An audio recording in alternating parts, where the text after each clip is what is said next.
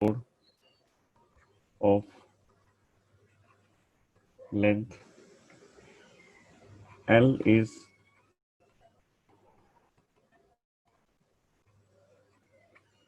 spinning with an angular velocity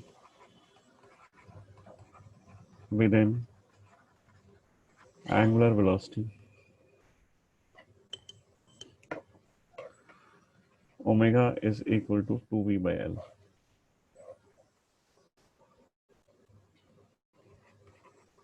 While its center of mass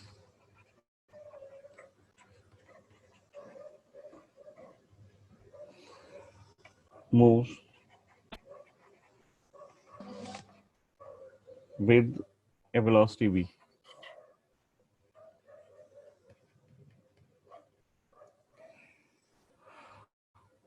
Find the velocity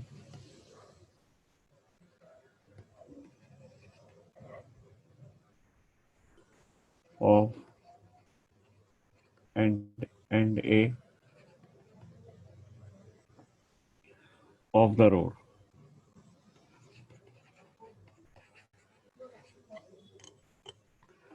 rod कुछ इस position में है, ये रॉड है, ये सेंटर ऑफ मास है, सेंटर ऑफ मास इस तरफ ट्रांसलेट करती है, ये ट्रांसलेट करती है, अभी सारे पार्टिकल आगे जा रहे होंगे और साथ साथ ही इसमें एंगुलर वेलोसिटी भी है omega, and this omega is 2v by L. जो सेंटर ऑफ मास है उसका उसके साथ रिलेशन दिया हुआ ओमेगा का. पॉइंट ए जो है, ये पॉइंट ए है, ये पॉइंट बी है. जिस टाइम तुमसे वेलोसिटी पूछी गई है ना, उस टाइम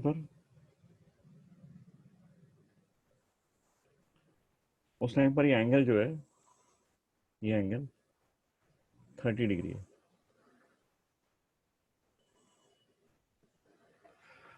तो ये सेंटर ऑफ मास, ये सेंटर ऑफ मास सी है, ये सी.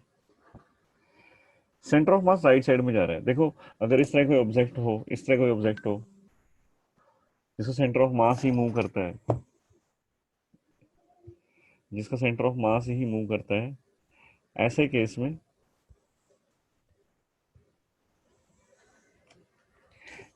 में तुम इस तरह से अप्रोच कर सकते हो कि फ्रेम ऑफ रेफरेंस, मतलब तुम लोग ऑब्जर्व कर सकते हो कहां से, सेंटर ऑफ मास पे जाकर बैठ जाओ, सेंटर ऑफ मास पर चले जाओ और वहां से सेंटर ऑफ मास के रिस्पेक्ट में देखो कि रोड तुम्हें कैसे मूव करती दिखाई देती है, कैसे मूव, कौन सा मोशन रोड के पास. तो तुम बताओगे कि अगर हम सेंटर ऑफ मास से बैठ करके देखें तो रोड का हमें कौन कौन से मोशन दिखाई देंगे, बताओगे जरा मुझे. अगर सेंटर ऑफ मास के रिस्पेक्ट में हम देख रहे हैं, हम सेंटर ऑफ मास पर ही हैं, और वहां से अगर हम देखें तो कौन कौन से मोशन हमें दिखाई देते हैं. ट्रांसलेशनल.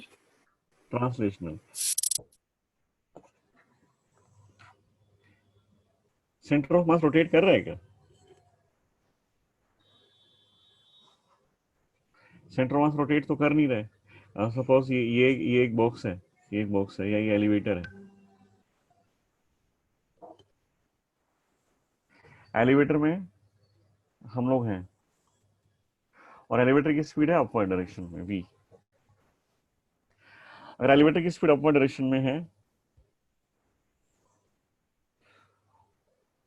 और हम बाहर से देखते हैं,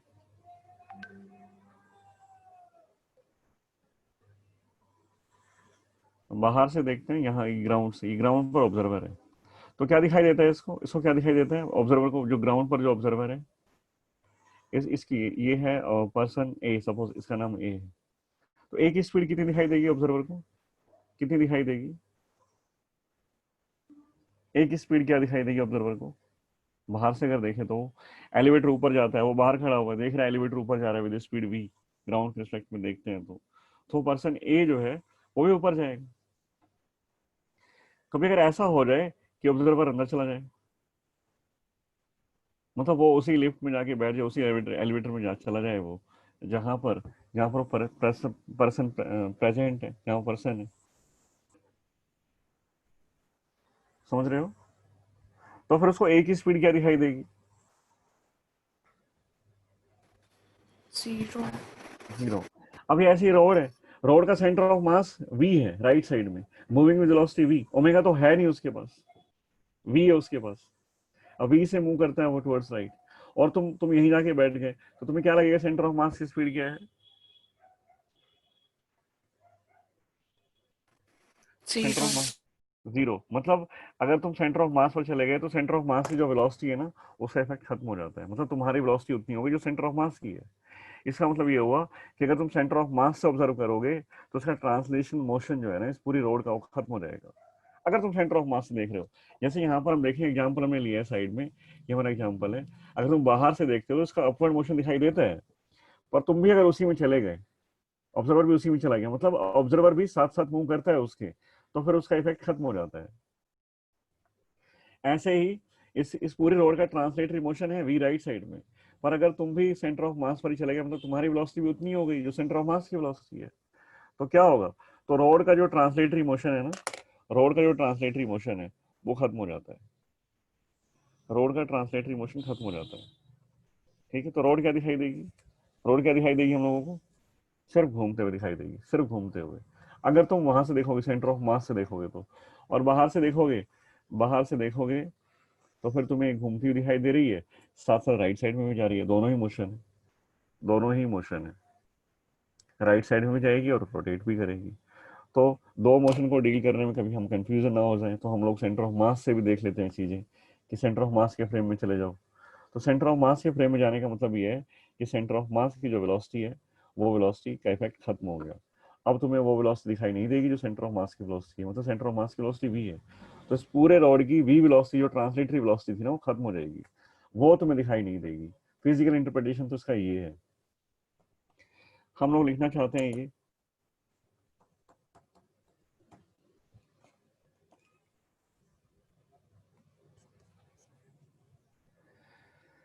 velocity of A with respect to C।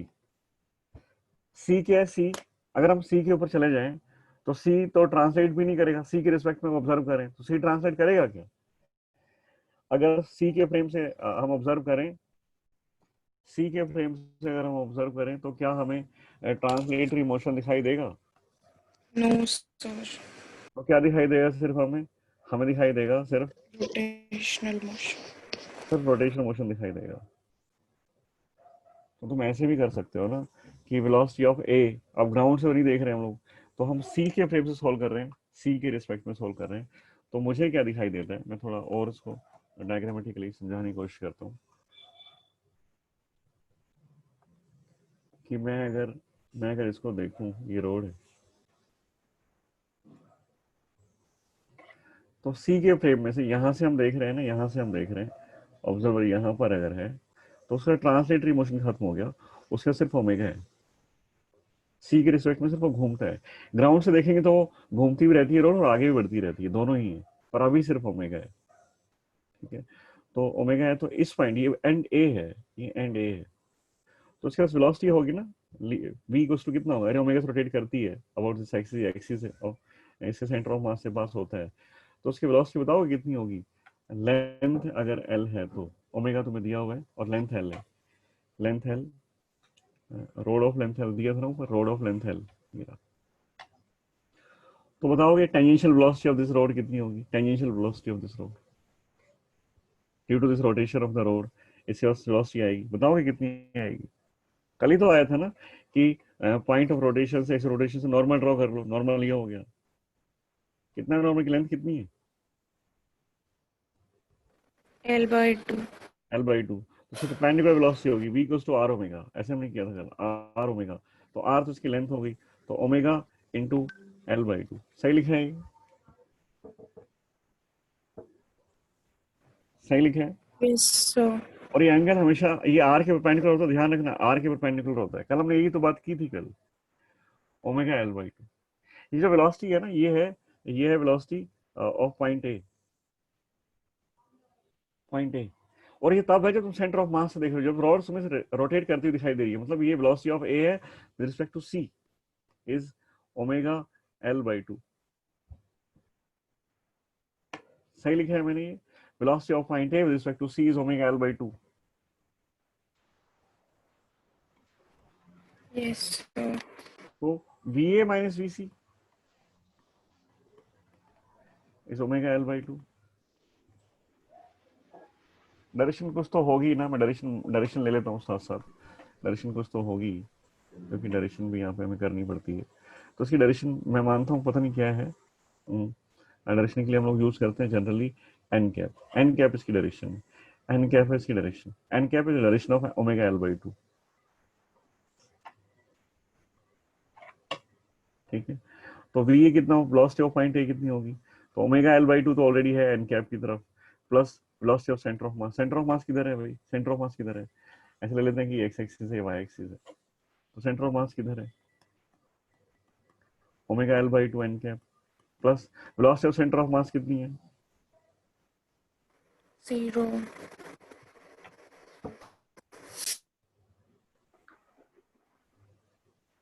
Velocity of centre of mass with respect to ground. ये ग्राउंड है, जब कोई फ्रेम नहीं है तो यहाँ क्या लिखा हुआ है, ये ग्राउंड है, जब कुछ भी नहीं है ना रिलेटिव तो ये ग्राउंड है, सब ये ग्राउंड होता है, ये सब ग्राउंड है। Velocity of centre of mass with respect to ground, ground से अगर देखें तो सेंटर ऑफ मास की वेलोसिटी क्या है, VI कैप। यही है, तो उधर जा रही है सेंटर ऑफ मास। तो ये है velocity of A with respect to ground. Ground से क्या दिखाई दे रहा है हम लोगों को, ग्राउंड से उसकी ए वेलोसिटी क्या दिखाई देती है, तो वो है एक तो इधर वेलोसिटी है, मतलब ए की वेलोसिटी, दो वेलोसिटी, एक आई कैप की तरफ है, आई कैप की तरफ एक तो ये है वी, और एक वेलोसिटी हम लोगों ने देखा कि ये एंगल अगर रोड थी तो इसके परपेंडिकुलर इधर, इधर ये है omega L by 2 N cap. ये एंगल 90 डिग्री है और ये एंगल कितना था, ये एंगल दिया हुआ था ना 30। 30। तो दो वेलोसिटी है पॉइंट ए के पास, दो वेलोसिटी, पॉइंट ए को मैंने यहाँ निकाल के बनाया तो उसके पास दो वेलोसिटी है, ये वी ये है और ये 30 डिग्री है, तो टोटल एंगल जो 120 है। एक की वेलोसिटी ये हो गई, एक वेलोसिटी ये हो गई, नेट वेलोसिटी कितनी है, root of V square plus omega L by 2 whole square plus omega L by 2 की वैल्यू कैलकुलेट कर लो, फंक्शन थोड़ा सिंपल हो जाएगा, जल्दी कैलकुलेशन हो जाएगी। ओमेगा एल बाई 2, ओमेगा दिया हुआ है ना तुम लोगों को, ओमेगा तो दिया हुआ है, कितना है omega, yes sir, 2V/L। Omega So is 2, V. तो 2v by V l, by.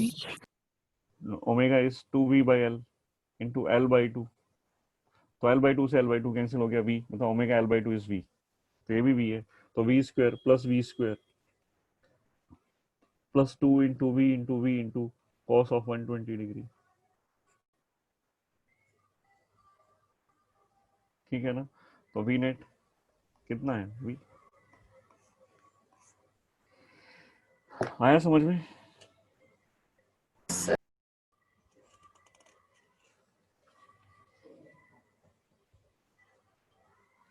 समझ में आया कि नहीं आया,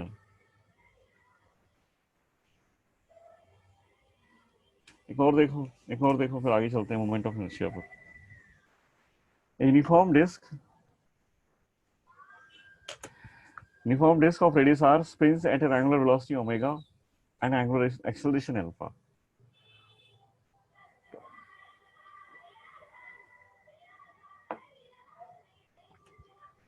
If the center of mass of the disk has a linear acceleration a,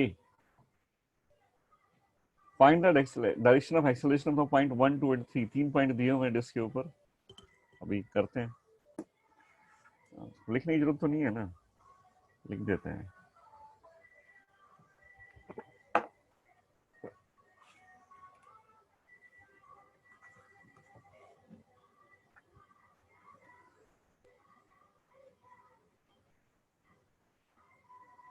Uniform disk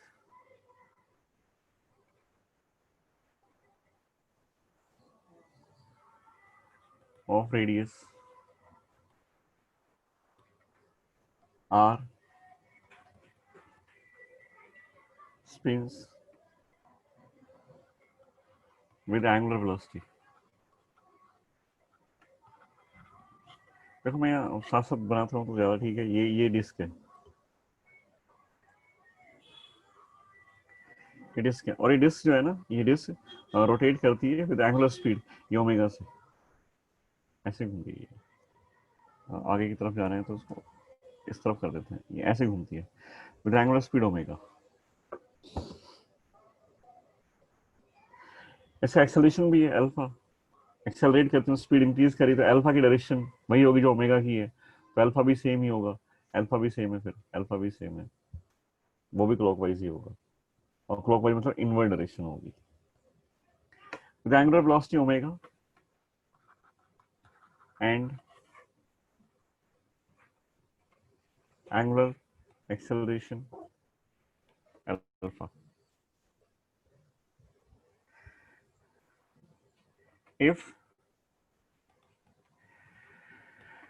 the center of mass, अभी घूम रहे हैं यहाँ पर, ये रखा हुआ है, सपोज ये डिस्क और ये घूम रही है यहाँ पर, आगे नहीं जा रही ना पीछे जा रही है, कहीं नहीं जा रही, सिर्फ यहाँ पर घूमती रहती है, कोई चीज रोटेटिंग हमें दिखाई देती है ना, वो ऐसे ही है, ये घूम रही है यहीं पर। If the center of mass of the disk has linear acceleration, if the center of mass of the disk has linear acceleration a,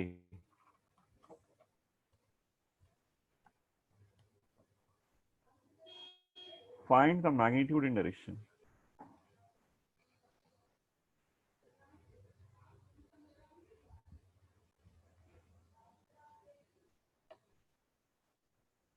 of acceleration of point 1,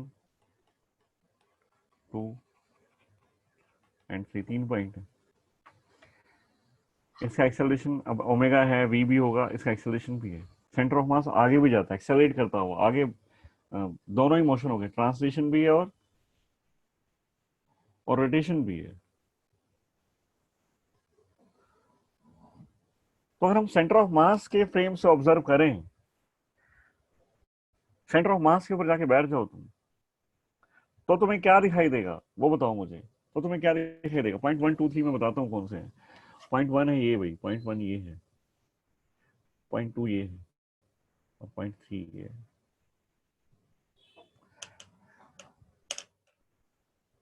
बताओगे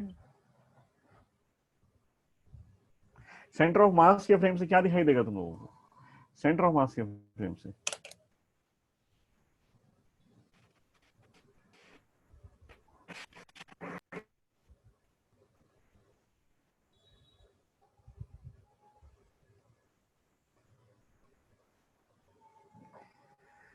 बता दो।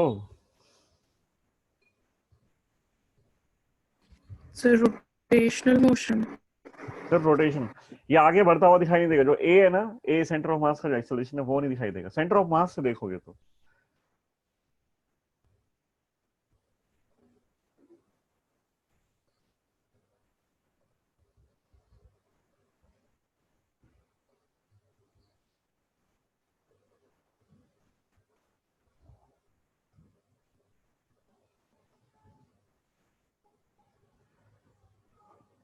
सिर्फ एक ही मोशन दिखाई देगा, समझ में आया? अगर हम सेंटर ऑफ मास, वैसे तो देखो दो मोशन इसमें ट्रांसलेट भी कर रहा है विद एक्सेलरेशन ए, घूम भी रहा है। अगर मैं सेंटर ऑफ मास के फ्रेम से देखूं,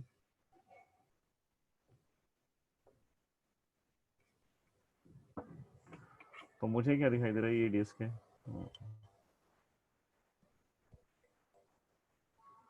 ये डिस्क है, और यहाँ पर तुम हो सेंटर ऑफ मास से देख रहे हो, तो उसका ए जो है ना वो नहीं है इसके पास, सिर्फ अल्फा है और ओमेगा है, घूम तो रहा है पर आगे नहीं बढ़ रहा, सेंटर ऑफ मास के फ्रेम में अगर देखें तो। जैसे तुम किसी गाड़ी में बैठे हो तो गाड़ी के अंदर बैठ के और बाकी सब लोगों को देखते हो जो गाड़ी के अंदर ही है, ट्रेन के अंदर ही है, तो सब रेस्ट पर दिखाई देते हैं, ऐसे ही है। तुम उसी फ्रेम में चले गए जो मूविंग है, तो तुम्हें सिर्फ यही दिखाई दे रहा है कि घूमता हुआ दिखाई देगा बस। और फिर मैं ना, मतलब ये ग्राउंड फ्रेम, ये ग्राउंड फ्रेम, ये ग्राउंड से दिखाई देता है, ग्राउंड से दो चीजें दिखाई देंगी, ग्राउंड फ्रेम, ये सेंटर ऑफ मास का फ्रेम है। और पॉइंट नंबर 1, 2, 3 हम मार्क कर सकते हैं बिल्कुल वैसे ही, पॉइंट 1, 2 एंड 3, ये पॉइंट 1, पॉइंट 2 एंड पॉइंट 3। हमें लिखना है acceleration of point number 1 calculate करना है ना, acceleration of point 1, 2 and 3, acceleration of point number 1, 2 and 3। कोई रेफरेंस नहीं बताया गया तुम्हें, तो कोई रेफरेंस नहीं बताया गया, A1 तुम्हें कैलकुलेट करना है, A2 पॉइंट नंबर 2 का एक्सेलरेशन कितना होगा, और A3 कैलकुलेट करना है। A3 कितना होगा?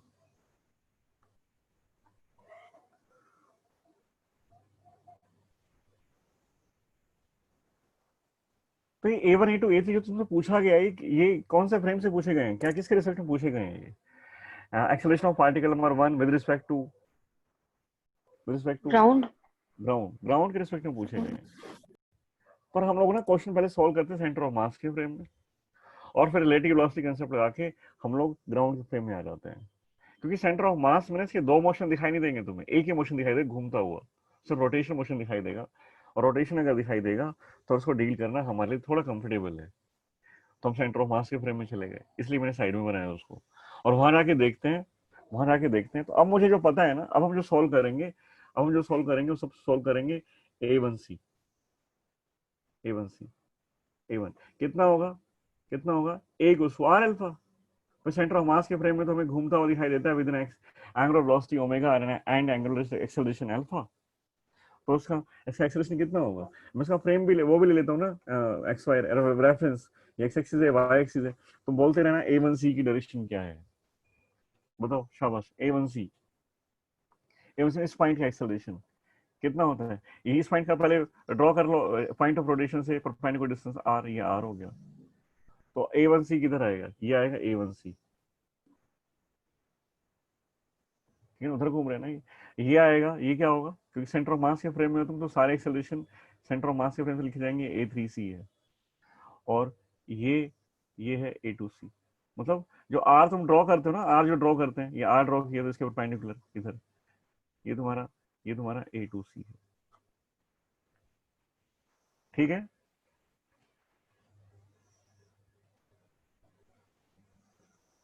कल हम लोगों ने लिखा था कि V जो है वो होता है ओमेगा क्रॉस R। भाई V जो R के परपेंडिकुलर होगा, एज वेल एज A भी लिखा था अल्फा क्रॉस R। तो R जो होता है ना, R क्या है? पॉइंट ऑफ रोटेशन से, एक्सियल रोटेशन से उस पॉइंट पर नॉर्मल ड्रॉ कर लो, उस पॉइंट को ज्वाइन कर लो, sorry join position vector draw कर लो उस R वेक्टर के परपेंडिकुलर। तो पॉइंट नंबर 1 को पहले मैंने सेंटर के अबाउट घूमता ही, सेंटर से एक्सिस ऑफ रोटेशन पास होता है, तो पहले मैंने R वेक्टर ड्रॉ किया फॉर पॉइंट नंबर 1, तो उस R के परपेंडिकुलर। और क्योंकि घूमता है क्लॉकवाइज डायरेक्शन में, तो फिर इसका टेंजेंट अपवर्ड आएगा। पॉइंट नंबर 3 के ऊपर नीचे की तरफ, पॉइंट नंबर 2 के ऊपर। ये जो मैंने A1C A2C और A3C जो मैंने ड्रॉ किए, क्या ये समझ में आए कि कैसे ड्रॉ किए? ठीक है ये। Yes sir. Yes. तो फिर मुझे ये भी बता दो कि A1C कितना होगा और क्या डायरेक्शन होगी? Alpha R Y alpha cap R upwards. J cap. X Y मैंने ले लिया, तो फिर तुम आई जे की क्या बोल सकते हो? आर अल्फा जे कैप A2C बताओगे? R R alpha alpha I cap. I cap. A3C R alpha R minus J alpha cap. minus cap. फिर ये सेंटर ऑफ मास के रिस्पेक्ट में आ गए। हमसे सेंटर ऑफ मास के रिस्पेक्ट में नहीं पूछे गए थे, हमसे पूछे गए थे ग्राउंड के रिस्पेक्ट में। तो हमने तो अपनी दो मोशन में हम कंफ्यूज ना हो जाए कहीं, तो हमने कहा कि ऐसा करो यार, है ना, सेंटर ऑफ मास के फ्रेम से जाके पहले लिख लो क्या दिखाई दे रहा है, फिर बाहर आ जाएंगे। फिर बाहर आए, हमें पता है कि रिलेशन बहुत अच्छे से पता है कि A1C is equal to A1 माइनस AC, ऐसे ही होगा। तो A1 क्या है? A1 क्या है? A1 is the acceleration of point number 1 with respect to ground. Ground. AC क्या है? AC Acceleration of center of mass with respect to ground. तो A1 फिर कितना हुआ? A1 is equal to A1C plus AC, सही लिखा है ना? और A1C तुम ले आए यहां से, देखो A1C तो लेकर आए हो तुम लोग। R अल्फा R आई क्या, सॉरी क्या है, J कैप प्लस AC। बताओ एक्सेलरेशन ऑफ सेंटर ऑफ मास उसने दिया है कि सेंटर ऑफ मास जो ट्रांसलेट करता है towards right side with an acceleration A, ऐसा तो क्वेश्चन में गिवन है। तो सेंटर ऑफ मास का एक्सेलरेशन पता है तुम लोगों को कितना सेंटर ऑफ मास का acceleration? A I cap. AI cap, वो भी लिख दो सेंटर ऑफ मास का AI कैप। ये A1 आ गया भाई, A1 आ गया ये।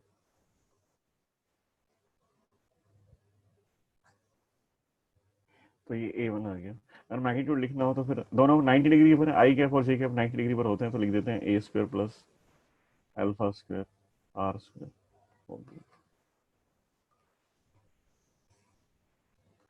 ये A1 है। ऐसे हम A2 लिख सकते हैं।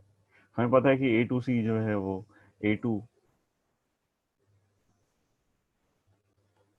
A2 माइनस AC होगा।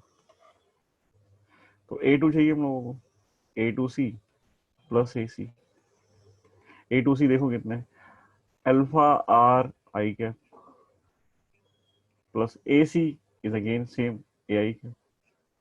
तो दोनों सेम डायरेक्शन में हो गए, दोनों सेम डायरेक्शन में हो गए, तो लिख सकते हो तुम alpha R plus A. Magnitude direct add करते हैं तो ए प्लस आर अल्फा, ये मैग्नीट्यूड हो गया। डायरेक्शन पता ही है तुम्हें, आई कैप की तरफ है। A3C, A3C, A3 minus AC, A3 कितना होगा, A3C प्लस AC। A3C देखो किधर है, A3C डाउनवर्ड आया था, अच्छा minus J cap, minus J cap A3C। Alpha R minus J cap, alpha R minus J cap, AC is AI cap. ये तुम्हारा A3 है, minus alpha R J cap plus AI cap. Magnitude 90 degree पर magnitude लिखना चाहो तो same आएगा, A square plus R square alpha square whole root. तो तुम लोग वो भी देख सकते हो। ठीक है, समझ में आया क्या ये? Yes, sir. अब हम लोग Yes. Moment of inertia start करते हैं, है ना। ये थी जो हमने कल किया था, उसकी प्रैक्टिस थी। कल जो सारी बातें की थी उसके बारे में। अब मोमेंट ऑफ इनर्शिया स्टार्ट करते हैं। देखो मोमेंट ऑफ इनर्शिया क्या होता है।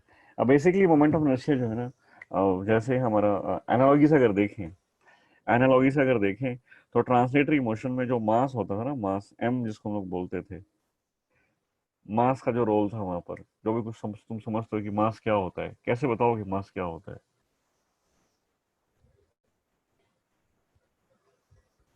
मोमेंट ऑफ इनर्शिया क्या होता है, मास।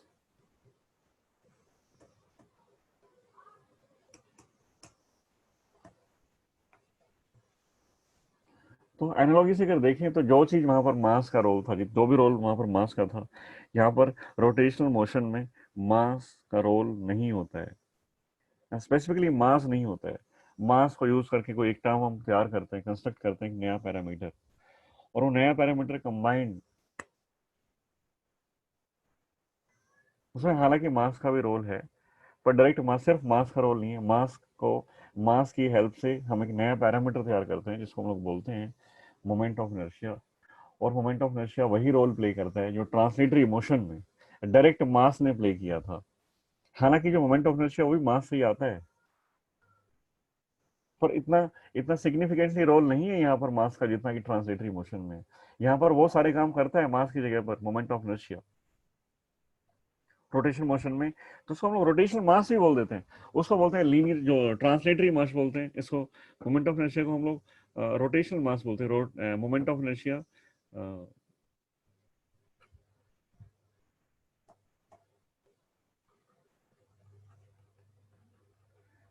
इसको हम लोग रोटेशनल मास, रोटेशनल मोशन में जो मास टर्म से यूज होता है उसको बोलते हैं रोटेशनल मास।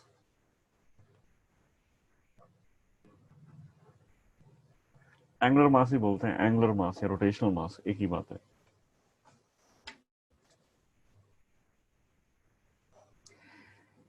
इनर्शिया क्या होता है, इनर्शिया, इनर्शिया हम पहले ही पढ़ चुके, इनर्शिया बता देते हैं। Inertia property of body,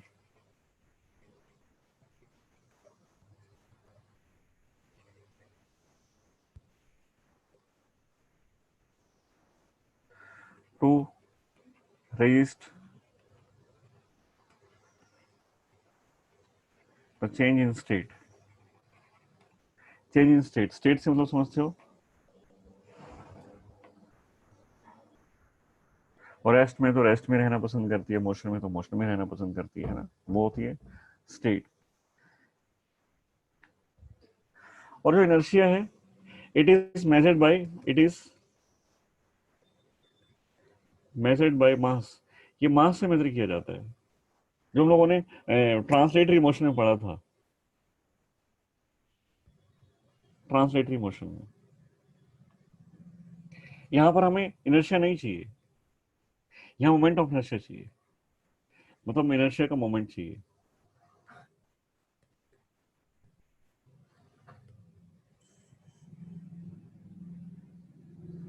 moment of inertia, तो पहली बात तो ये देखो, बॉडी रोटेशन मोशन है। रोटेशनल मोशन में सबसे पहले होगा axis of rotation. Axis of rotation सबसे पहले तुम्हें ये फाइंड करना चाहिए, फाइंड एक्सिस ऑफ रोटेशन। पहली चीज तो ये है कि जो बॉडी घूम रही है, या पार्टिकल अगर कोई रिवॉल्विंग पार्टिकल है या रिवॉल्विंग बॉडी है, तो बॉडी किस एक्सिस के अबाउट घूमती हुई नजर आ रही है तुम्हें। तो सबसे पहले तुम्हारा काम यही है कि तुम पता करो कि एक्सिस ऑफ रोटेशन क्या है। एक्सिस ऑफ रोटेशन अगर तुम्हें पता लग जाए तो मोमेंट ऑफ इनर्शिया कैसे कैलकुलेट होता है वो देखते हैं। सपोज तुम पर इमेजिंग ठीक से करना, हालांकि मैं इसको यूज कर लेता हूँ।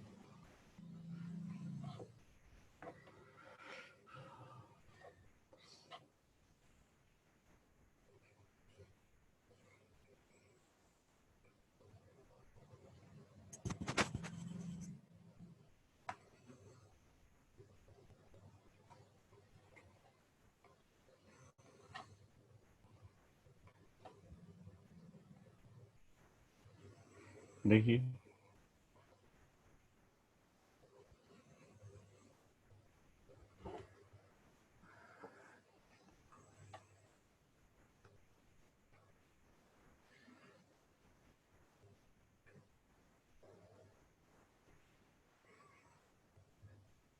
ये सर्कल है,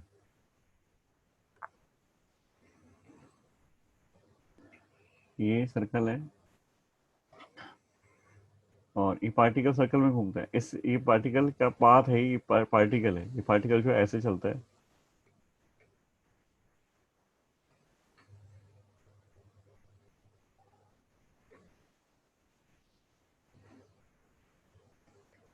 इसका एक्सिस ऑफ रोटेशन बताओगे क्या? Axis of rotation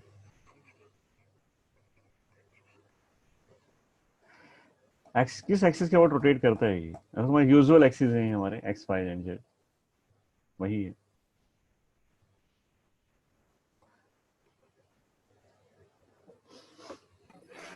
X-axis. Axis of rotation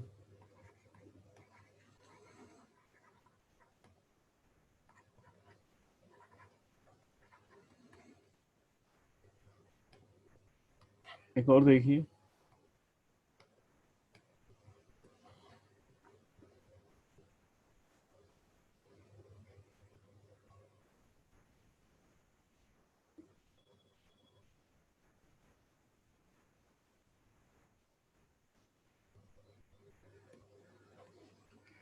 इसमें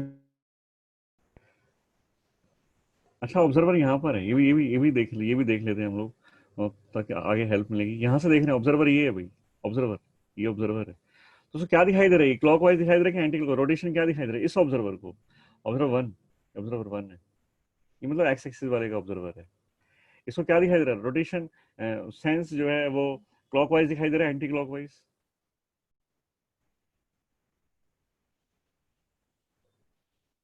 क्या दिखाई दे रहा है उसको? क्या दिखाई दे रहा है? ये क्लॉकवाइज दिखाई देता है, एंटी क्लॉकवाइज दिखाई देता है? Clockwise. क्लॉकवाइज दिखाई देता है। क्लॉकवाइज में फिर ओमेगा की डायरेक्शन क्या होगी? ओमेगा क्या है? सेंस ऑफ रोटेशन क्लॉकवाइज है, तो ओमेगा की डायरेक्शन क्या है? ओमेगा किधर है? क्लॉकवाइज का मतलब क्या होता है? Clockwise. क्लॉकवाइज रोटेशन है उसका। ओमेगा, ओमेगा की डायरेक्शन क्या होगी?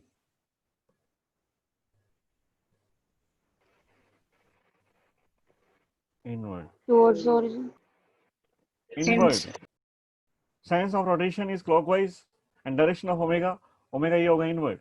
सेंटर से इधर अंदर की। अब इसको क्या दिखाई दे रहा है? ओमेगा बाहर की तरफ दिखाई दे रहा है, अंदर की तरफ? ये ऑब्जर्वर है, इसको क्या दिखाई दे रहा है कि ओमेगा बाहर आ रहा है या अंदर की तरफ जाता है ओमेगा?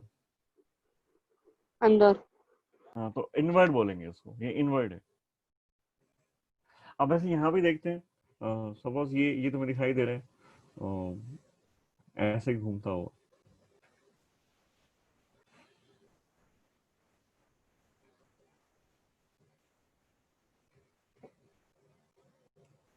ठीक है, और देख रहे हैं हम इस बार यहाँ से देख रहे हैं, यहाँ से देख रहे हैं। ऑब्जर्वर जो है यहाँ खड़ा हुआ है, ये रेफरेंस ले लेते हैं, यहाँ खड़ा है वो। तो सबके लिए रेफरेंस अगर ये लेते ज्यादा अच्छा रहता। अब क्या दिखाई दे रहा है इसको, ये ऊपर देखेगा, ये ऊपर देखेगा, क्या दिखाई दे रहा है इसको, कि इसका साइंस ऑफ रोटेशन क्या है, क्या दिखाई दे रहा है इसको, क्लॉकवाइज और anti clockwise? Anti clockwise. Anti clockwise दिखाई दे रहा है इसको। और ये अगर एंटी क्लॉकवाइज दिखाई देता है तो नहीं, नीचे से, तुम ऊपर से देख रहे हो उसको, यहाँ से देखो, नीचे जाके देखो, और सेंस देखो, रोटेशन, सेंस ऑफ रोटेशन क्या है।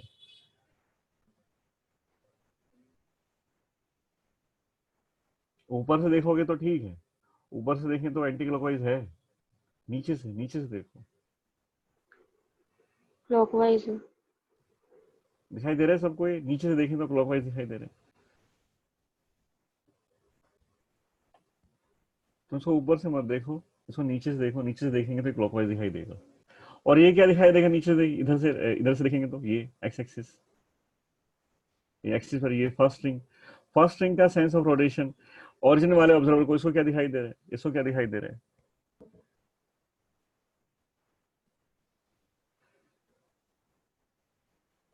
Anti clockwise. इसको एंटी क्लॉकवाइज दिखाई दे रहा है। अब इसको एंटी क्लॉकवाइज दिखाई दे रहा है तो ओमेगा किधर होना चाहिए, बाहर की तरफ, तो इसको बाहर की तरफ ओमेगा दिखाई दे रहा है, देखो ओमेगा, इसको तो क्या दिखाई दे रहा है, इसको क्या दिखाई दे रहा है, ओरिजिन वाले ऑब्जर्वर को क्या दिखाई दे रहा है, बाहर की तरफ आता हुआ। उसको क्लॉकवाइज दिखाई दे रहा है ओमेगा, तो उसको अंदर की तरफ जाता हुआ। ऐसे ही ये जब जो वाई एक्सिस के ऊपर जो रिंग रखी हुई है, वाई एक्सिस अगर तुम्हारा है, वाई एक्सिस पर जो रिंग रखी हुई है, और ये तुम्हारा ऑब्जर्वर है, तो ऑब्जर्वर को क्या दिखाई देता है, क्या दिखाई देता है कि जो रोटेशन है, सेंस ऑफ रोटेशन जो है, वो नीचे से अगर देखें तो इमेजिन करके देखो ना, नीचे से देख रहे हो, ऊपर एक एक क्लॉक है, और क्लॉक को अगर हम देखें, वो हॉरिजॉन्टल प्लेन में है क्लॉक, और तुम देख रहे हो ऊपर है वो, तो क्या दिखाई दे रहा है तुम्हें, कि क्लॉकवाइज है कि एंटी क्लॉकवाइज है, नीचे से क्या दिखाई दे रहा है, ऊपर से हमें क्या दिखाई दे रहा है, देखो देखो, ऐसे मार्क कर लो ना, ये ऐसे है ना, ऐसे ये दिखाई दे रहा है, तो ये 12 है सपोज, यहाँ कहीं 3 होगा, यहाँ 6 होता है, या 9 होता है, और हम कैसे घूम रहे हैं, ऐसे घूम रहे हैं, तो एंटी क्लॉकवाइज हुआ कि क्लॉकवाइज हुआ,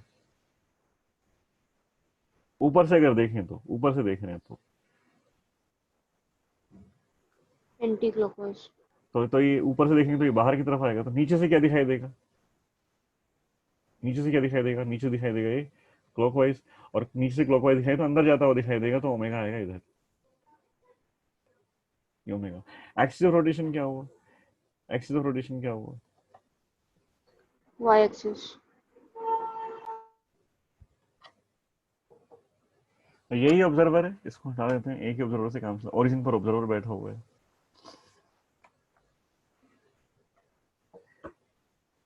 एक ऑब्जर्वर यहाँ भी है, सपोज ये एक और ले लेते हैं, ये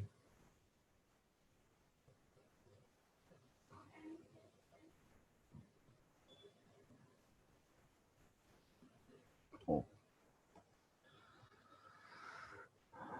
और ये अभी इसको देखता है, जेड एक्सिस पे जो रिंग है, सर्कुलर है ये भी, है ना, और इसका कोई ले लेते हैं सेंस ऑफ रोटेशन। अब तुम्हें इधर से नहीं देखना है, बाहर स्क्रीन के बाहर से ओरिजिन पर जाओ, ओरिजिन पर जा करके इसको देखो, और इसका जो पाथ तुम्हें ऐसे दिखाई देता है, ऐसे ऐसे ऐसे घूमती हुई रिंग दिखाई देती है, ऐसे कोई पार्टिकल है, जो पार्टिकल ऐसे घूमता हुआ दिखाई दे रहा है,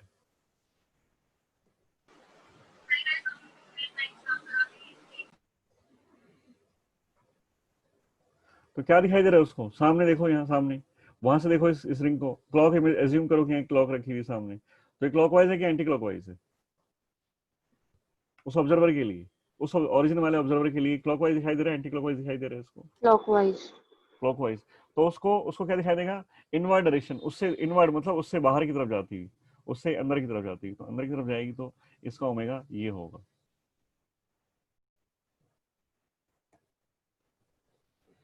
Excuse me, sir. हाँ जी, सर मुझे तो ये एंटी क्लॉकवाइज ही लग रहे हैं।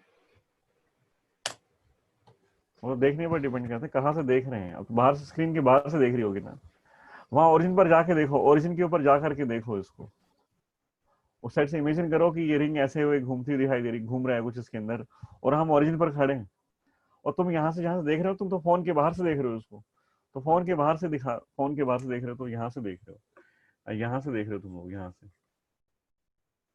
तो फिर ये एंटी क्लॉकवाइज दिखाई दे रहे, ठीक दिखाई दे रहे हैं, यहाँ से तो एंटी क्लॉकवाइज दिखाई दे रहा है, उधर से देखें पीछे की साइड से तो क्लॉकवाइज दिखाई देगा। और इसके लिए फिर एंटी क्लॉकवाइज तो उसको क्या है, बाहर की तरफ आउटवर्ड दिखाई देगा, तो आउटवर्ड ही है, ठीक है, तुम यहाँ से देख लो या यहाँ से देख लो, डायरेक्शन ऑफ ओमेगा तो सेम है, पर ओरिजिन वाले ये तो इमेजिन करने पर है ना, कि ताकि तुम इमेजिन कर पाओ, क्योंकि एक्सिस ऑफ रोटेशन इंपॉर्टेंट चीज है इस चैप्टर के अंदर, तो इसलिए एक्सिस तुम इमेजिन कर पाओ कि कौन सा एक्सिस कब कहाँ घूमता हुआ दिखाई दे रहा है। ओमेगा तो चलो, ओमेगा बिना ओमेगा के तो काम चल भी जाएगा अभी तो, एटलीस्ट मोमेंट ऑफ इनर्शिया में तो, कि ओमेगा किधर है, पर अभी सबसे पहले तुम्हें फाइंड करना है। अब फाइंड एक्सिस ऑफ रोटेशन में ये लिखा है, पहला काम यही होता है कि कोई बॉडी अगर रिवॉल्व कर रही है, कोई बॉडी अगर रिवॉल्व कर रही है, तो तो उसका एक्सिस ऑफ रोटेशन क्या है। ये जो प्रॉब्लम सामने जो तुम्हारे सामने दिखाई दे रही है, ये स्क्रीन है, और स्क्रीन के ऊपर देखो, स्क्रीन जो है वो 2D होती है, 2 डायमेंशन, और जो डिस्कशन हमारा हो रहा है वो 3 डायमेंशन में हो रहा है। प्रॉब्लम सिर्फ इतनी सी है, क्या करो, अपने रूम के सेंटर में खड़े हो जाओ, अपने रूम के सेंटर पर, ठीक है, सेंटर पर ओरिजिन होता है,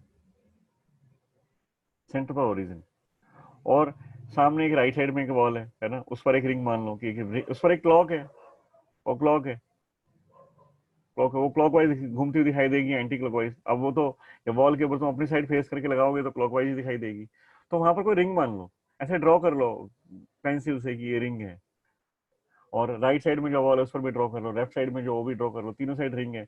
ऊपर जो सीलिंग है, सीलिंग में जो फैन है, फैन को देख लो, वो फैन जो है, फैन अगर रोटेट कर रहा है क्लॉकवाइज, और फिर वो फैन रिवर्स डायरेक्शन में रोटेट कर सकता है, वो एंटी क्लॉकवाइज। इनको एक बार देखने की कोशिश करना कि हम सेंटर पर खड़े हैं, सेंटर ऑफ द रूम पर खड़े हो तुम लोग, और सामने एक क्लॉक है, बिल्कुल सामने फ्रंट वॉल जो तुम्हें दिखाई दे रही है, फ्रंट वॉल, वहाँ एक क्लॉक है, वॉल क्लॉक तो सबकी लगी होगी, उसको देखना, वो घूमती दिखाई देगी तुम्हें, है ना, वो क्लॉकवाइज। अब क्लॉक है तो क्लॉकवाइज में घूमेगी, पर वो कभी रिवर्स डायरेक्शन में घूमे, रिवर्स में घूमे तो एंटी क्लॉकवाइज हो जाएगी, ओमेगा बाहर की तरफ होगा, मतलब तुम्हारी तरफ आएगा, बाहर की तरफ, और वो क्लॉकवाइज डायरेक्शन में तो अंदर की तरफ है। तो सेंटर के ऊपर खड़े होकर करके, और ये 3 साइड, जो 3 सरफेस मैंने बनाई है, तुम चाहो तो और भी बना सकते थे, है ना, 3 की जगह 6 भी हो सकती है, एक यहाँ भी हो सकती है, यहाँ भी हो सकती है, एक यहाँ भी हो सकती है, एक यहाँ भी हो सकती है, पर जरूरत नहीं है, 3 से काम चल जाएगा। और इमेजिन करना उसको कि क्लॉकवाइज है, और कौन सा एक्सिस है, एक्सिस क्या है, जिसके अबाउट ये जो मिनट्स हैंड और आवर्स हैंड जो तुम्हें दिखाई देंगे रोटेट करते हो, उनका एक्सिस रोटेशन क्या है, और वो क्लॉकवाइज घूम रही है तो वो ओमेगा की डायरेक्शन अंदर की तरफ होगी, इनवर्ड, और अगर एंटी क्लॉकवाइज तुम्हें दिखाई दे तो ओमेगा आउटवर्ड। ऐसे तुम उसको इमेजिन करना, बस 2-3 बार उसको देखना खड़े होके ध्यान से, बस ज्यादा कुछ नहीं करना। फिर जब दोबारा हम यहाँ कभी डिस्कशन करेंगे ना, तुम्हारे दिमाग में पिक्चर बनेगी। देखो, इमेजिनेशन जो है वो इमेजिन होना चाहिए, तुम इमेजिन नहीं हो पा रहा, प्रॉब्लम इतनी सी है। अब मैं तुम्हें बोलूं कि एक बॉल होती है, तो तुम्हारे सबके दिमाग में एक बॉल आएगी, है ना, बॉल सबके दिमाग में आती है, और सबके दिमाग में बॉल का जो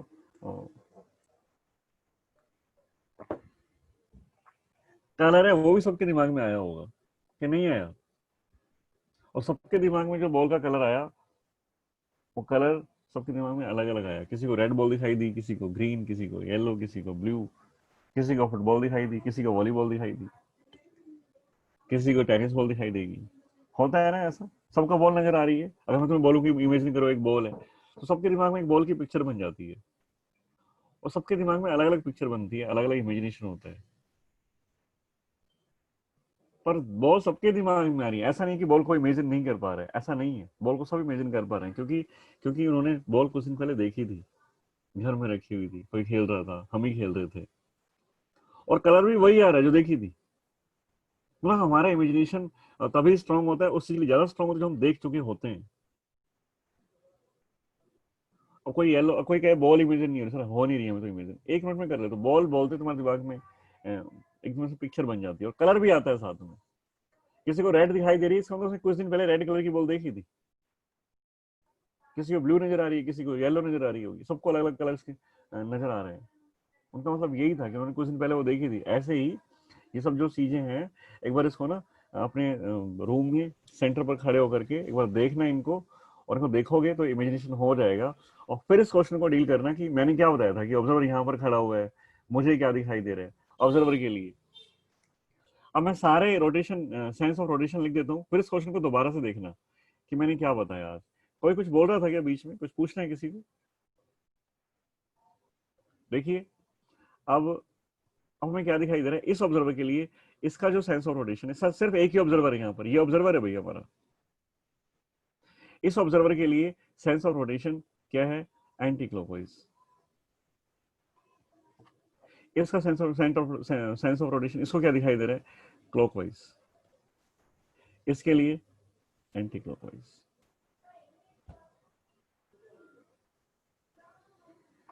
ठीक है। और फिर एक बार वो अपने सेंटर ऑफ द रूम पर खड़े होकर के एक बार वहाँ क्लॉक्स को इमेजिन कर लेना, फिर इस प्रॉब्लम पर वापस आना, फिर तुम्हें लगेगा कि हाँ हाँ कैसे हो, कैसे किया ये क्लॉकवाइज, कैसे नजर आ रहा है तुम्हें, तुम फिर देखना एक बार। ठीक है।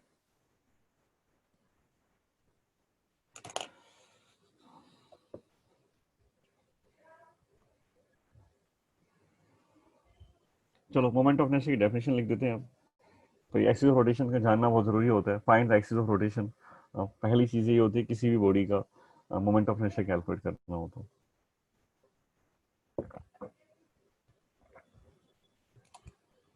इसको आज ही कर लेना, क्योंकि एक्सिस ऑफ रोटेशन कल फिर हमें और बॉडीज के अलग अलग देखने हैं, फिर तुम्हें दिखाई नहीं देंगे कि कैसे घूम रही है इसके अबाउट। घूमती हुई बॉडी दिखाई देनी चाहिए तुम्हें।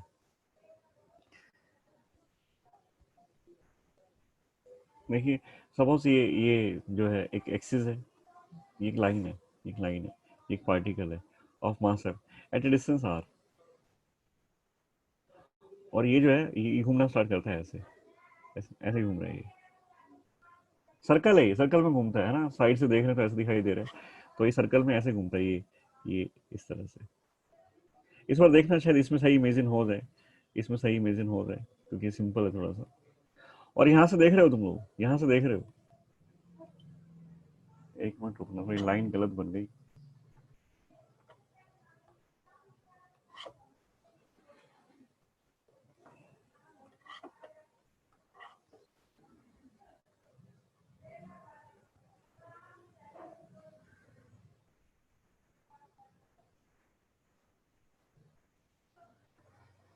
तुम्हें क्या दिखाई दे, यहाँ से देखो, ये यहाँ से देख रहे हो तुम लोग, यहाँ से देख रहे हो, ये यहाँ पर हो तुम, तुम्हें क्या दिखाई दे रहा है? क्लॉकवाइज और एंटी क्लॉकवाइज रोटेशन। यहाँ से खड़े हो गए, ये ऑब्जर्वर है, ऑब्जर्वर को क्या दिखाई दे रहा है? क्लॉकवाइज रोटेशन और एंटी क्लॉकवाइज। Clockwise. ये क्लॉकवाइज दिखाई दे रहा है। Clockwise. Anti-clockwise. Clock.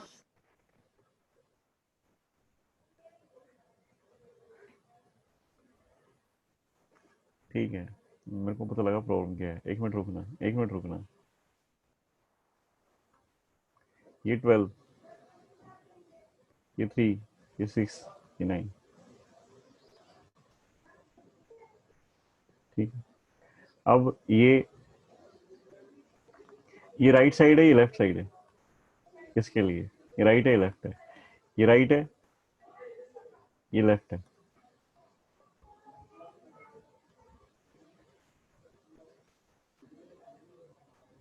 इसको ये दिखाई दे रहा है। अब बताओ। Anti-clockwise. Anti-clockwise. Anti-clockwise. सबको एंटी, तो ये ना मतलब इमेजिन करने पर डिपेंड करता है यहाँ पर।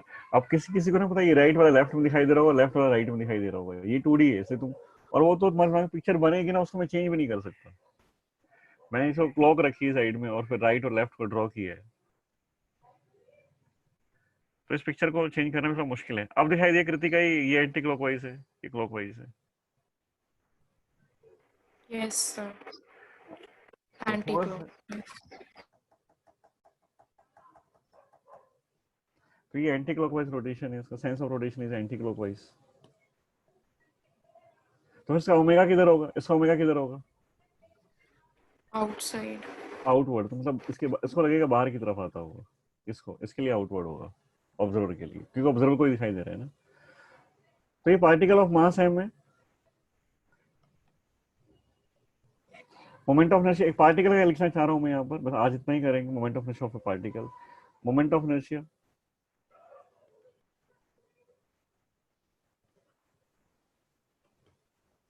Moment of inertia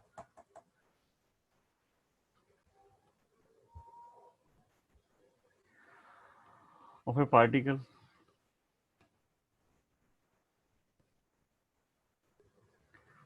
about an axis. Axis rotation तो पता लग गया ना तुम लोगों को, axis of rotation, axis of rotation, axis of rotation से पार्टिकल का डिस्टेंस कितना है?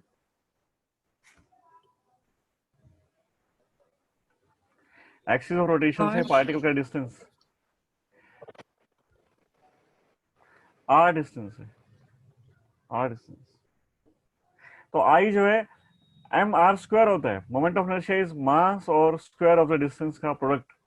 मास देखो कितना है, आई इज, ऐसे बोलते हैं हम इसको, मास प्रोडक्ट ऑफ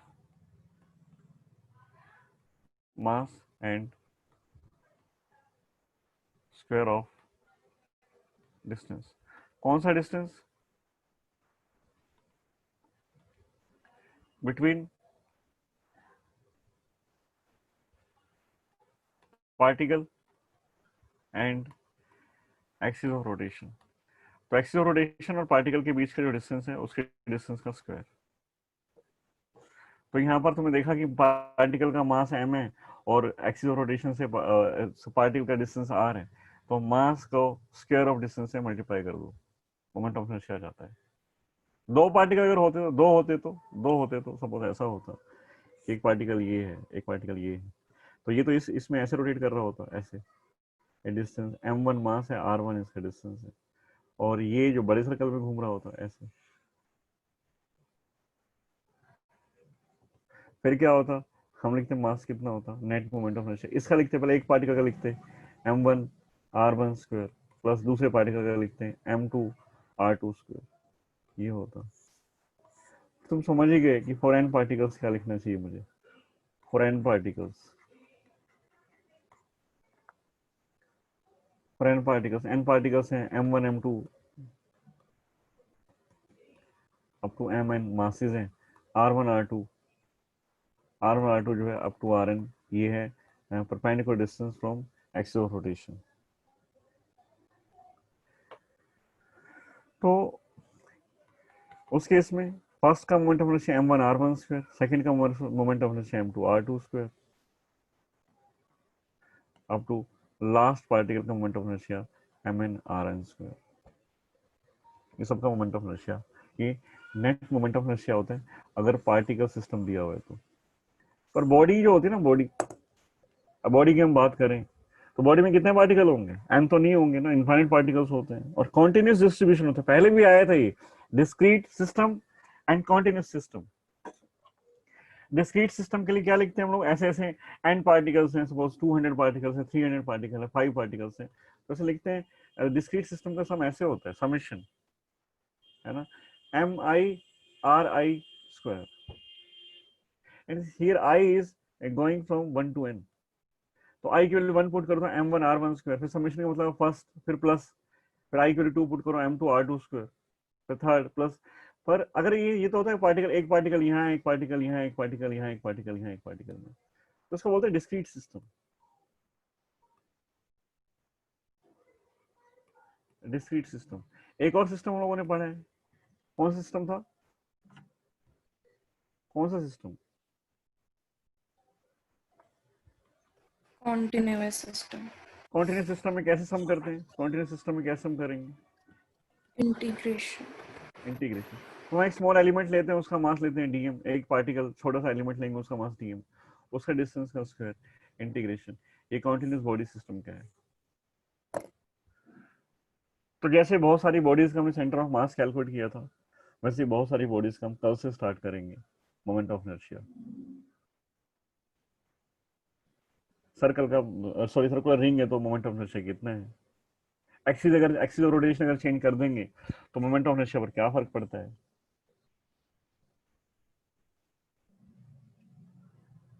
डिस्क का कितना होगा, रेक्टेंगल का कितना होगा, स्क्वायर का कितना होगा, शीट का कितना होगा, क्यूबिकल बॉक्स का कितना होगा, स्फीयर का कितना होगा, सिलेंडर का कितना होगा, सारी बातें करेंगे। अब 3 से 4 दिन का टॉपिक हमारा यही है, मोमेंट ऑफ इनर्शिया। यहाँ तक कि अब तक तो बस हम लोग कोशिश कर रहे थे कि देख पाएं कि चीज़ें घूमती कैसे हैं, कि अगर उसको वेलोसिटी वो घूम भी रही है, ट्रांसलेट भी कर रही है, उसको 2 वेलोसिटी होंगी, कौन कौन सी होगी, कितनी होंगी, किसे कैसे ऐड करेंगे, प्रैक्टिस कर लेना।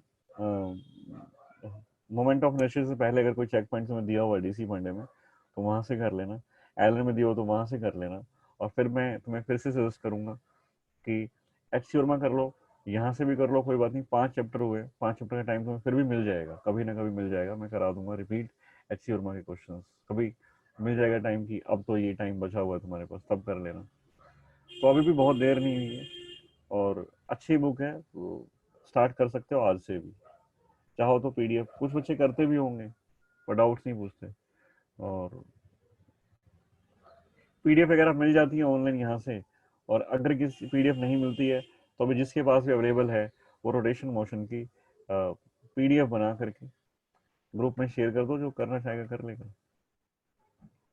ठीक है, आज की क्लास और करते हैं, कर मिलते हैं सेम टाइम पर।